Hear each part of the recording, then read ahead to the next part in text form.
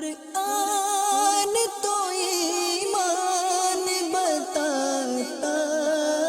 ہے انہیں، ایمان یہ کہتا ہے میری جان ہے الحمدللہ رب العالمین والصلاة والسلام علی سید الانبیاء والمرسلین اما بعد فاعوذ باللہ من الشیطان الرجیم بسم اللہ الرحمن الرحیم الصلاة والسلام علیک یا سیدی یا رسول اللہ وعلی آلک واصحابک یا سیدی یا حبیب اللہ الصلاة والسلام علیک یا سیدی یا نبی اللہ وعلی آلک واصحابک یا سیدی یا نور اللہ۔ مدنی چینل کے ناظرین، ہم الحمدللہ تعالی سیرت مصطفیٰ صلی اللہ تعالیٰ علیہ وآلہ وسلم کے پروگرام میں شریک ہیں۔ گزشتہ پروگرامز کے اندر نبی اکرم صلی اللہ علیہ وسلم کے مبارک نام، میرے آقا صلی اللہ علیہ وسلم کے خوبصورت بچپن، حضور کریم صلی اللہ علیہ وسلم کی بے مثال جوانی اور اس کے علاوہ دیگر مختلف چیزوں پر، سیرت کے پہلوؤں پر کلام کرنے کا موقع ملا اور ہم سب نے اس کو سماعت کیا۔ آج کے پروگرام کے اندر نبی اکرم صلی اللہ تعالیٰ علیہ وآلہ وسلم کے سیرت کے جس پہلو پر گفتگو کی جائے گی، وہ سیرت کا پہلو وہ ہے کہ جس کو تاریخ میں بڑے خوبصورت انداز میں لکھا گیا۔ نبی اکرم صلی اللہ تعالیٰ علیہ وسلم مکہ مکرمہ میں مقیم تھے، بچپن مکہ مکرمہ میں گزارا، ولادت بھی مکہ مکرمہ میں ہوئی، اپنی جوانی بھی حضور کریم صلی اللہ علیہ وسلم نے مکہ مکرمہ میں گزاری۔ مگر ہم سب اس بات سے واقف ہیں کہ مکہ مکرمہ کے اندر نبی پاک صلی اللہ تعالیٰ علیہ وآلہ وسلم کا جو علاقہ تھا، اس میں جو دیگر کفار آباد تھے، انہوں نے نبی کریم صلی اللہ علیہ وسلم کو بہت ستایا، بڑی تکلیفیں دی، بڑی آزمائشوں سے دوچار کیا۔ نبی کریم صلی اللہ علیہ وسلم خدا کا پیغام ان تک پہنچاتے اور وہ اس کے رد عمل کے اندر سرکار دو جہاں صلی اللہ علیہ وسلم پر تکلیفوں کے پہاڑ گرا دیتے۔ نبی پاک صلی اللہ علیہ وسلم پر جو صحابہ ایمان لے کر آتے اور حضور کریم صلی اللہ علیہ وسلم کے دست مقدس میں اپنا ہاتھ دے کر رب کی گواہی دیتے اور سرکار دو جہاں صلی اللہ علیہ وسلم کو خدا کا آخری رسول ماننے والے تھے، ان صحابہ پر بھی بڑا ظلم و ستم ہوا۔ کفار نے ہر وہ طریقہ جو ظلم کا اختیار کیا جا سکتا ہے، نبی پاک صلی اللہ علیہ وسلم پر وہ ظلم کیا، اور سرکار دو جہاں صلی اللہ علیہ وسلم نے خود فرمایا، جس کا مضمون یہ ہے کہ خدا کی راہ میں جتنا مجھے ستایا گیا اتنا کسی اور کو نہیں ستایا گیا۔ طائف میں نبی پاک صلی اللہ علیہ وسلم دعوت دین کے لیے، دعوت اسلام کے لیے اور اللہ کی طرف بلانے کے لیے جاتے ہیں، تو اہل طائف نے بھی نبی پاک صلی اللہ علیہ وسلم کے ساتھ ناروا سلوک کیا۔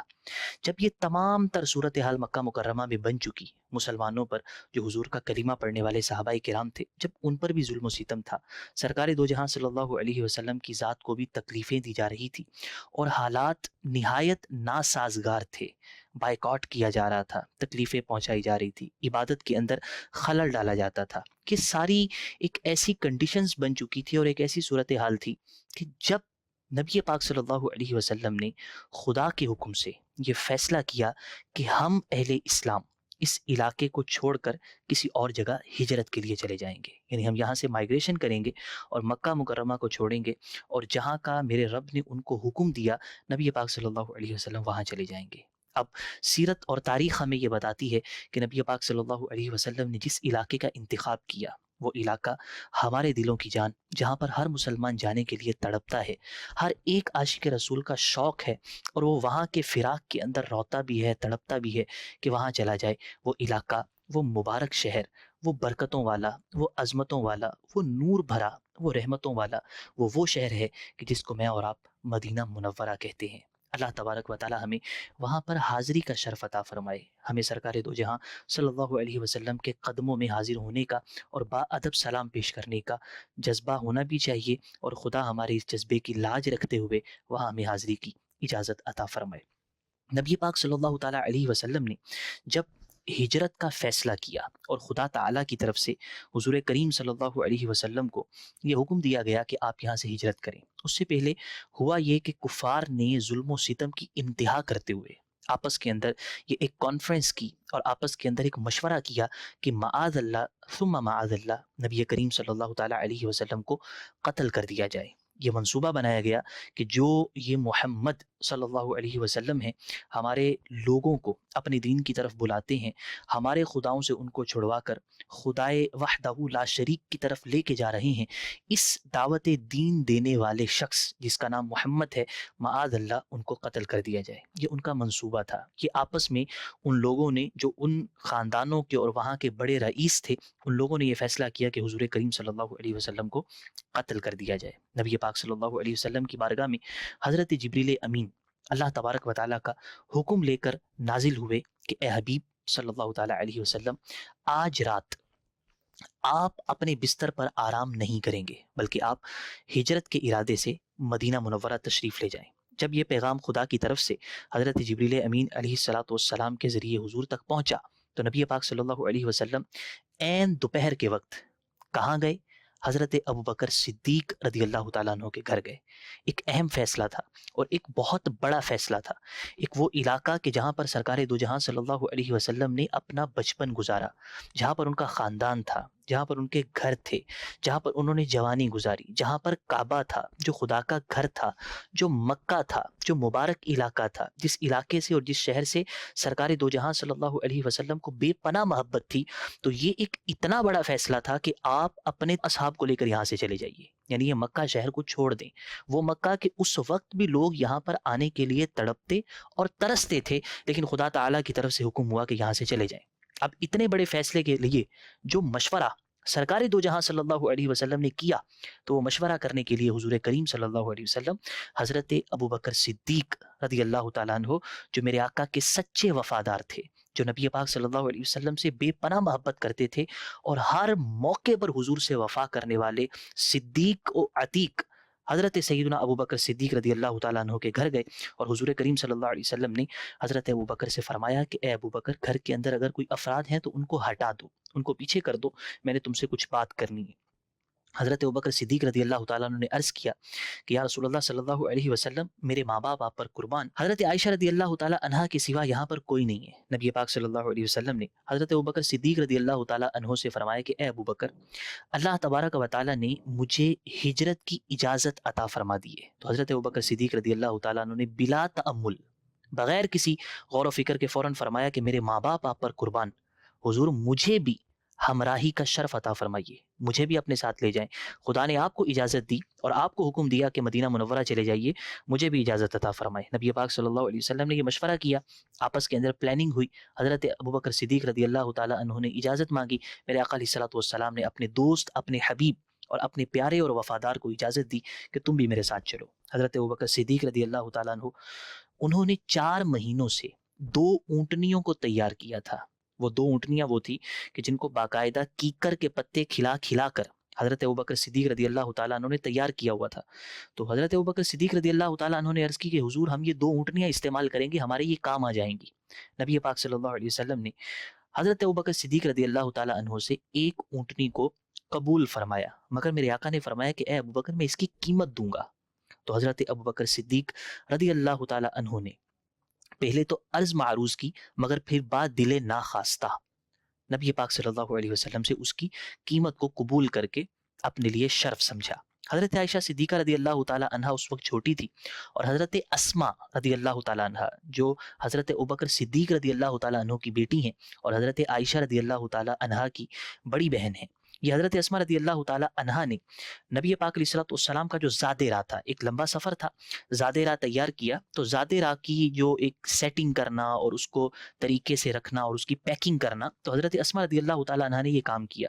اب جو توشہ دان تھا اس میں جب کھانا رکھا تو حضرت اسماء رضی اللہ تعالیٰ عنہا کی کمر پر ایک پٹکا بندھا ہوا تھا، ایک کپڑا تھا جو حضرت اسماء رضی اللہ تعالیٰ عنہا نے اپنے ہاں باندھا تھا۔ تو حضرت اسماء رضی اللہ تعالیٰ عنہا نے اسی وقت اس کپڑے کو اتارا، یعنی جو کمر پر باندھا تھا، اور اس کے 2 ٹکڑے کیے، اور 2 ٹکڑے کرنے کے بعد ایک سے جو توشادان تھا، یعنی جس میں کھانا تھا، اس کو باندھ دیا، اور دوسرے سے جو مشک تھی جس کے اندر پانی وغیرہ ہوتا ہے، اس کا منہ باندھ دیا۔ یعنی کوئی چیز فوراً نہیں ملی تو اپنا ہی جو کمر کا باندھا ہوا پٹکا یا جو پٹکا تھا اس کو پھاڑا اور اس کے 2 حصے کر کے ان دونوں چیزوں کو باندھا۔ تو نبی پاک صلی اللہ علیہ وسلم کو ان کی یہ ادا اتنی پسند آئی کہ حضور کریم صلی اللہ علیہ وسلم نے اسی وجہ سے جو انہوں نے یہ کام کیا تھا، میرے آقا علیہ الصلوۃ والسلام نے ان کو ذات النطاقین یعنی 2 پٹکے والی یہ لقب حضرت اسماء رضی اللہ تعالیٰ عنہا کو عطا فرمایا۔ نبی پاک صلی اللہ تعالیٰ علیہ وآلہ وسلم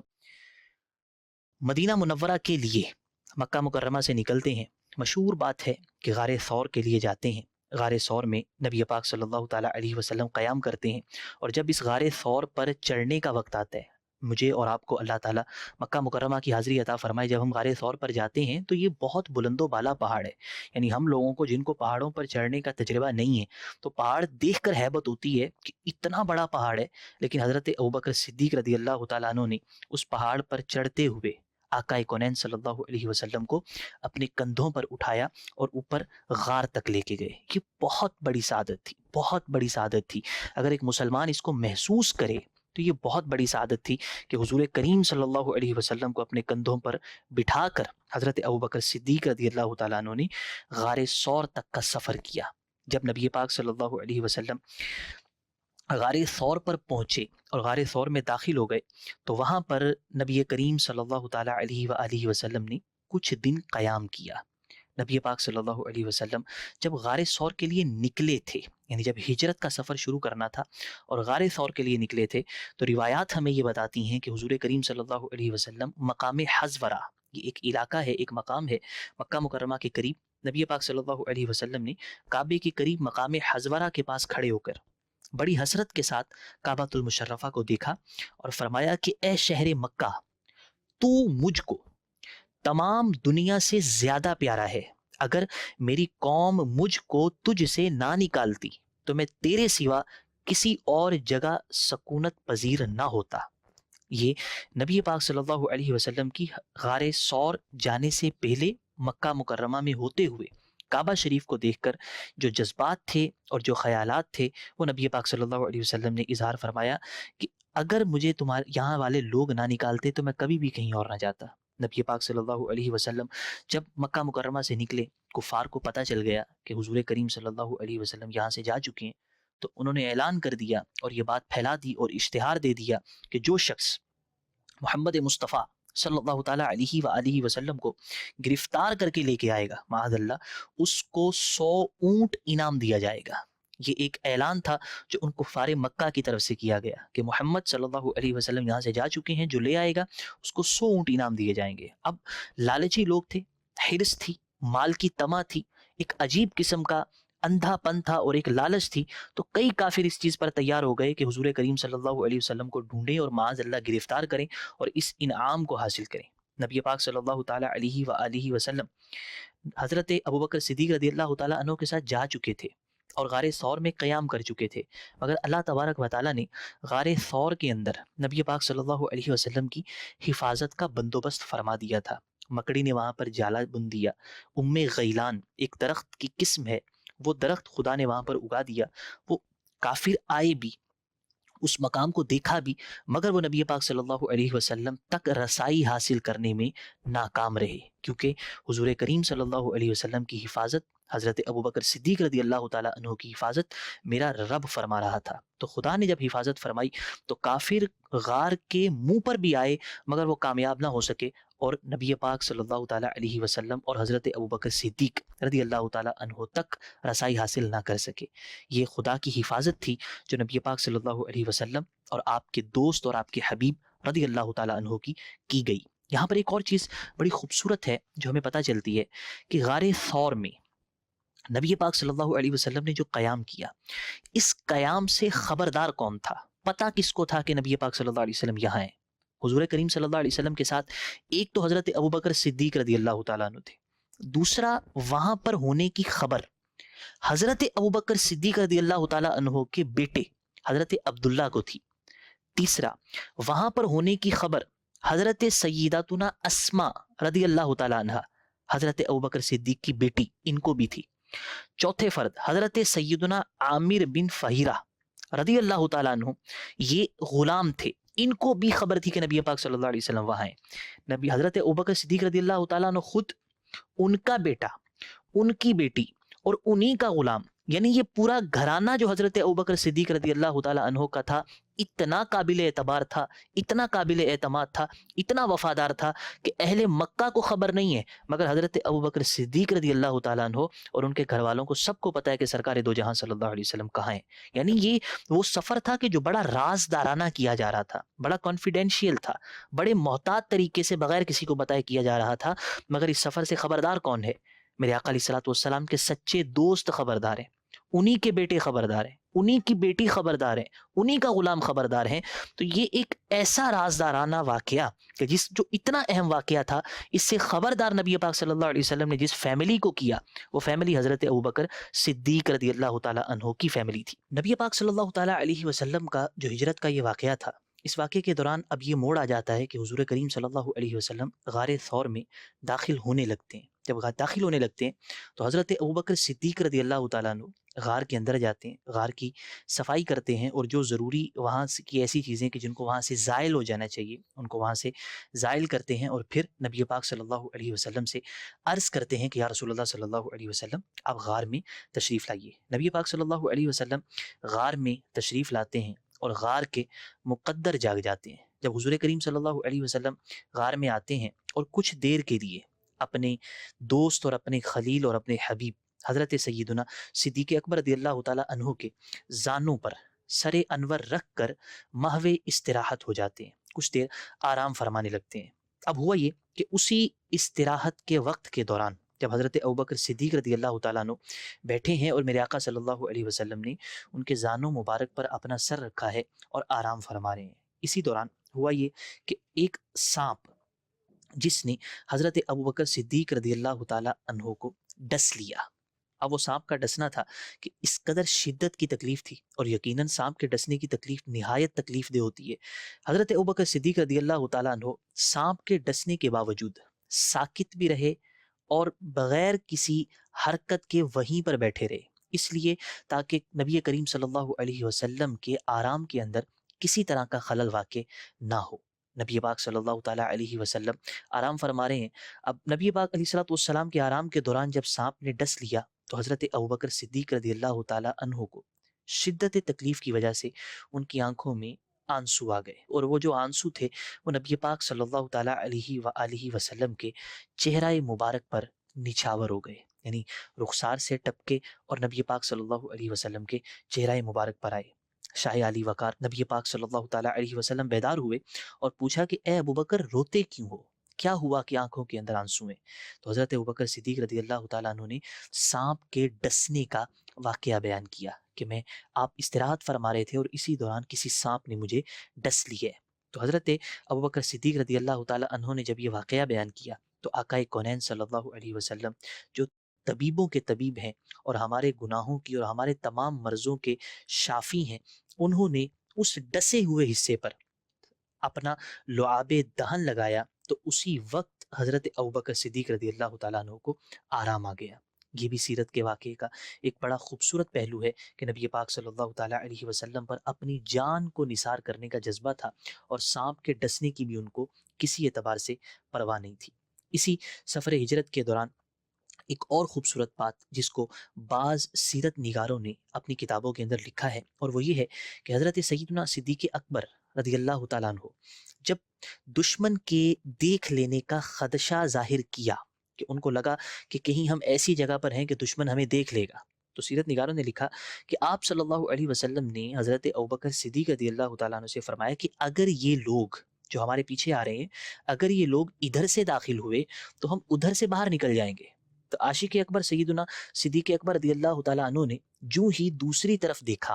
تو سبحان اللہ فرماتے ہیں کہ دوسری طرف ایک دروازہ نظر آیا کہ جس کے ساتھ ایک سمندر تھا جو ٹھاٹھے مار رہا تھا، یعنی بڑی بڑی لہریں اور بہت بڑا سمندر تھا، اور غار کے دروازے پر ایک کشتی تھی، اور اشارہ اس طرف تھا کہ اگر اس طرف سے کفار داخل ہوتے ہیں اور اگر آ جاتے ہیں تو دوسرا دروازہ ہمارے پاس موجود ہے، اور اس طرف خدا کی طرف سے ایک سمندر تھا اور کشتی بھی بندھی کھڑی تھی، اور اسی طرف سے آپ نے سوار ہو کے دوسری طرف چلے جانا تھا۔ حالانکہ وہ پہاڑ ہے اور ایک بلندی پر ایک غار ہے جہاں پر تھے، مگر خدا کی طرف سے میرے رب کریم نے نبی پاک صلی اللہ علیہ وسلم کی تسلی کے لیے اور حضرت ابوبکر صدیق رضی اللہ تعالیٰ عنہ کے دل کے سکون کے لیے ایسے اسباب و انتظام فرمائے ہوئے تھے۔ نبی پاک صلی اللہ علیہ وسلم کے اسی سفر ہجرت کا ایک اور واقعہ وہ یہ ہے کہ ایک شخص جس کا نام سراقہ تھا، یہ سراقہ بن مالک بھی نبی پاک صلی اللہ علیہ وسلم کے تعاقب کے اندر اور حضور کریم صلی اللہ علیہ وسلم کو جو ایک گرفتار کرنے کا اعلان ہو چکا تھا، اسی اعلان کو پورا کرنے کے لیے اور اپنے انعام کے حصول کے لیے یہ پیچھے پیچھے تھے اور نبی پاک صلی اللہ علیہ وسلم کو گرفتار کرنے کا ارادہ رکھتے تھے۔ مگر جب نبی پاک صلی اللہ علیہ وسلم کو ان سراقہ نے ایک مقام پر دیکھا اور آگے بڑھنے کی کوشش کی تو سب سے پہلے تو گھوڑا جو تھا جس پر سراقہ سوار تھا وہ گھوڑا ٹکر کھا کے زمین پہ گر گیا، لیکن اس نے انعام کے لالچ کے اندر دوبارہ کوشش کی۔ جب دوبارہ کوشش کی تو ہوا یہ کہ جو گھوڑا تھا وہ گھٹنوں تک زمین کے اندر دھس گیا، اب وہ آگے بڑھ نہیں پا رہا تھا، اور یہ اتنا عجیب و غریب کام تھا کہ بالکل تصور میں ہی نہیں ہے کہ کھڑا کھڑا گھوڑا ایک سخت اور پتھریلی زمین ہے مگر وہ اس پتھریلی زمین کے اندر گھس جائے اور وہ گھٹنوں سمیت اس زمین کے اندر چلا جائے۔ تو جب اس نے یہ حالت دیکھی تو وہ سمجھ گیا کہ جس جگہ پر میں آ چکا ہوں اور جو کام اور جو حرکت کرنے والا ہوں یہ خدا کو پسند نہیں ہے، اور یہ ایسی حرکت ہے کہ جو قطعاً نہیں ہونی چاہیے۔ حضرت سراقہ یعنی جو اس وقت ابھی ایمان نہیں لائے تھے اور ابھی نبی پاک صلی اللہ علیہ وسلم کی گرفتاری کی کوشش میں تھے، تو نبی پاک صلی اللہ علیہ وسلم نے ان کے لیے امان لکھوا دی اور ان کو واپس بھیج دیا۔ اب یہی سراقہ جب واپس جاتے ہیں تو راستے کے اندر جو بھی پوچھتا ہے کہ کیا محمد صلی اللہ علیہ وسلم اس طرف گئے ہیں، تو یہ بتا دیتے کہ نہیں، محمد صلی اللہ علیہ وسلم اس طرف نہیں گئے۔ تو نبی پاک صلی اللہ علیہ وسلم کا سفر چلتا جا رہا ہے اور حضور کریم صلی اللہ علیہ وسلم ایک خاص راستے سے آہستہ آہستہ چل رہے ہیں اور مدینہ منورہ تک پہنچ جاتے ہیں۔ اسی راستے کے اندر حضرت ام معبد رضی اللہ تعالیٰ عنہا کے گھر پر بھی نبی پاک صلی اللہ علیہ وسلم کا قیام ہوتا ہے، اور وہاں پر حضور کریم صلی اللہ علیہ وسلم کے دست مقدس کی یہ برکت ظاہر ہوتی ہے کہ آپ ان کی بکری پر ہاتھ پھیرتے ہیں تو وہ بکری اتنا دودھ دینا شروع ہو جاتی ہے کہ سارے گھر کے جو برتن ہیں وہ دودھ سے بھر جاتے ہیں۔ یہ نبی پاک صلی اللہ علیہ وسلم کے دست کریم کا معجزہ تھا جو اس سفر ہجرت کے اندر ظاہر ہوا۔ اب ہوا یہ کہ نبی پاک صلی اللہ علیہ وسلم یکم ربیع الاول بروز پیر مدینہ منورہ کے اندر جلوہ گر ہونے والے تھے۔ یکم ربیع الاول بروز پیر جو سفر ہجرت شروع ہوا تھا یہ بالآخر 12 ربیع الاول کو قباء شریف یعنی مدینہ منورہ پہنچ کر اختتام کے قریب تھا۔ اب نبی پاک صلی اللہ علیہ وسلم 12 ربیع الاول جس روز ہم یوم ولادت مناتے ہیں، اسی 12 ربیع الاول کو نبی پاک صلی اللہ علیہ وسلم مدینہ منورہ میں جلوہ گر ہوتے ہیں۔ وہیں پر قباء شریف کے قریب ایک جگہ پر قیام فرماتے ہیں۔ کچھ دن گزرتے ہیں تو وہیں پر بنو سالم قبیلے کا جو جگہ تھی وہاں پر آپ صلی اللہ علیہ وسلم نے پہلا جمعہ ادا فرمایا، جہاں پر آج بھی مسجد قائم ہے کہ جو اس بات کی علامت ہے کہ نبی پاک صلی اللہ علیہ وسلم نے یہاں پر سب سے پہلا جمعہ ادا فرمایا۔ جب میرے آقا صلی اللہ علیہ وسلم مدینہ منورہ میں داخل ہوتے ہیں تو مدینہ منورہ کی زمین کو جب نبی پاک صلی اللہ علیہ وسلم یہ شرف بخشتے ہیں کہ اپنے قدم وہاں لگاتے ہیں تو مدینہ منورہ کے جو لوگ تھے، جو اہل مدینہ تھے، وہ اونچی اور بلند آواز سے یہ پکارنے لگ جاتے ہیں، اللہ اکبر، جاءنا رسول اللہ، جاء محمد، خدا سب سے بڑا ہے، ہمارے پاس اللہ کے رسول صلی اللہ علیہ وسلم تشریف لا چکے، ہمارے پاس محمد مصطفیٰ صلی اللہ علیہ وسلم تشریف لا چکے۔ یہ ایک بلند و بالا نعرے لگائے جاتے ہیں اور نبی پاک صلی اللہ علیہ وسلم کا استقبال کیا جاتا ہے۔ اور اسی طرح ایک روایت کے مطابق جو عورتیں تھیں، جو بچے تھے، جو کنیزیں تھیں، وہ بلند آواز سے وہ نغمہ پڑھنا شروع کر دیتی ہیں کہ طلع البدر علینا من ثنیات الوداع وجب الشکر علینا ما دعا للہ داع۔ یہ وہ نغمہ جو سیرت کی کتابوں میں اور تاریخ کی کتابوں میں ہمیشہ کے لیے امر ہو گیا کہ یہ ان بچیوں نے، ان کنیزوں نے اور ان خواتین نے بلند آواز سے نبی پاک صلی اللہ علیہ وسلم کا استقبال کیا اور حضور اکرم صلی اللہ علیہ وسلم کی آمد کو سیلیبریٹ کیا۔ تو یہ ایک واقعہ ہجرت ہے جو مکہ مکرمہ سے شروع ہوتا ہے اور حضرت ابوبکر صدیق رضی اللہ تعالیٰ عنہ کی ہم راہی کے اندر نبی پاک صلی اللہ علیہ وسلم اس سفر ہجرت کو مکمل فرماتے ہیں، مدینہ منورہ میں قیام فرماتے ہیں اور مدینہ منورہ کو ہمیشہ کے لیے عزت اور شرف اور عظمت عطا فرماتے ہیں۔ اللہ تعالیٰ سے دعا ہے میرا رب ہم سب کو بار بار مکہ و مدینہ کی باادب حاضری نصیب فرمائے، آمین بجاہ النبی الامین وصلی اللہ علیہ وسلم۔ قرآن تو ایمان بتاتا ہے انہیں، ایمان یہ کہتا ہے میری جان